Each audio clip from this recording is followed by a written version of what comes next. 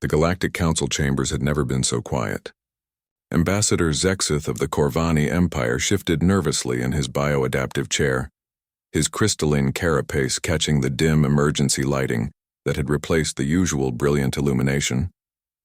Around the circular chamber, representatives from a dozen species sat in stunned silence, their various forms of communication, telepathic pulses, pheromone releases, harmonic vibrations, all stilled. The preliminary reports are disturbing. High Chancellor Veltar finally spoke, her translucent form flickering with anxiety. The ethereal luminari rarely showed emotion, making her distress all the more unsettling. 3 star systems have gone completely dark in the past standard week. No transmissions, no subspace echoes, nothing. Zexith's mandibles clicked involuntarily. The war between the Corvani Empire and the hegemony of Sec had been raging for 2 centuries, a brutal conflict that had consumed entire sectors. Both sides had grown accustomed to the ebb and flow of battle, the careful dance of advance and retreat that had become as predictable as stellar cycles. Other civilizations had chosen sides or remained neutral, but all had continued their normal communications, trade, and diplomatic functions. Until the humans arrived. "It's not just the silence," rumbled General Thokran of the Sec hegemony, his massive form dominating one side of the chamber. The reptilian warrior's scarred hide told the story of countless battles, but even he seemed diminished now. "Our deep space monitoring stations detected something before they went offline. The humans. They're not fighting like anyone else." The human representative, Admiral Sarah Chen, sat quietly in the center of the chamber. She was small compared to most of the assembled beings, her simple blue uniform a stark contrast to the elaborate displays of rank and status worn by others. Yet somehow her presence seemed to fill the space around her. "When your species requested to join this conflict," Veltar continued, "we assumed you would follow established protocols. Choose a side, commit your forces, engage in standard warfare. Instead, we chose a different approach," Admiral Chen said simply, her voice carrying clearly through the chamber's translation matrix. "We studied your war. 200 years of the same tactics, the same strategies, the same outcomes. Millions dead on both sides, entire worlds reduced to ash, and for what? Neither side has gained a decisive advantage." Zexith felt his secondary hearts racing. The humans had been granted observer status only 6 months ago, a young species that had just achieved faster-than-light travel.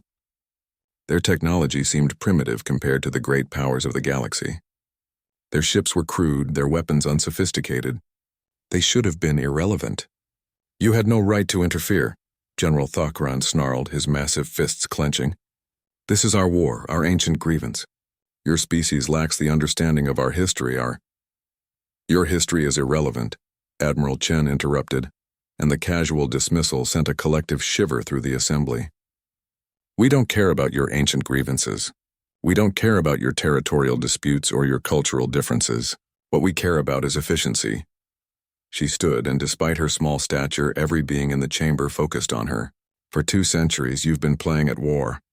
Carefully calculated strikes, proportional responses, rules of engagement that prioritize honor over victory. You've turned slaughter into a bureaucracy." The human's words hung in the air like a toxic cloud. Zexith realized that the translations weren't quite capturing the full meaning. There was something in the human's tone, a cold certainty that made his exoskeleton itch. "Our preliminary assessment identified the core problem," Admiral Chen continued. "Both sides have military infrastructure spread across dozens of systems, multiple backup command centers, redundant supply lines. You've built your entire civilizations around the assumption that this war would continue forever. So we asked ourselves, what if it didn't?" High Chancellor Veltar's form flickered more rapidly. "The reports from the border systems. They describe something impossible. Entire fleets destroyed in minutes, planetary defenses that simply stopped working." Admiral Chen nodded. "We studied your technologies, your tactics, your psychology. Then we built counters for everything. Not to defeat your forces in traditional battle. That would take years and millions of casualties. Instead, we designed weapons specifically to end this war as quickly as possible." "Those weren't weapons," General Thokran roared, his voice shaking the chamber. "Those were abominations. Our ship's computers turned against their crews. Our defensive satellites began firing on our own planets. It was efficient," Admiral Chen said. We deployed targeted viruses that convinced your AIs that every ship in your fleet was an enemy vessel. We hijacked your communication networks to broadcast surrender orders and perfect mimicry of your commanders' voices. We infiltrated your supply chains and replaced ammunition with duds, food with sedatives, fuel with corrosives. The silence that followed was deafening. Zexith felt something he hadn't experienced in decades: genuine terror. Not fear of death in battle, which was honorable, but fear of something that treated war like a problem to be solved, rather than a ritual to be performed. In 72 hours, Admiral Chen announced, both the Corvani Empire and the Sec hegemony will formally surrender. Your military assets have been neutralized, your command structures compromised, your civilian populations isolated from any war-making capability. The conflict that has defined your species for 2 centuries is over. This is madness, Veltar whispered. You've destroyed the balance of power that has maintained galactic stability for millennia. Admiral Chen turned to face the luminary directly. We've ended a pointless war that was consuming resources and lives for no productive purpose. Your species will now have the opportunity to focus on growth, exploration, scientific advancement, all the things that civilizations should be doing instead of killing each other. She walked toward the chamber's exit, then paused. Oh, and to answer your earlier question about established protocols, we did choose a side. We chose the side that wanted peace. Unfortunately, that wasn't either of you.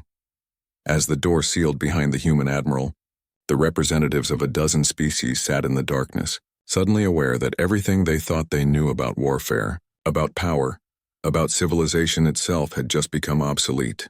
The humans had entered the war, and in doing so they had ended not just the conflict but the very concept of war as the galaxy had known it.